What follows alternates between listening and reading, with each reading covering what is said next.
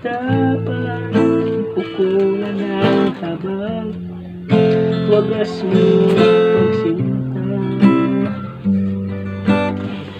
habang walang kakayanan. Suklian ka ng mabuti sa lahat mong ginawa.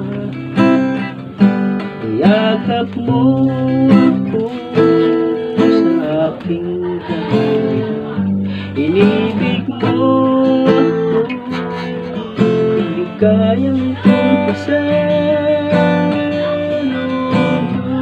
ng katarungan at katwiran na kahit minsan di na mahirap ang pamamahala.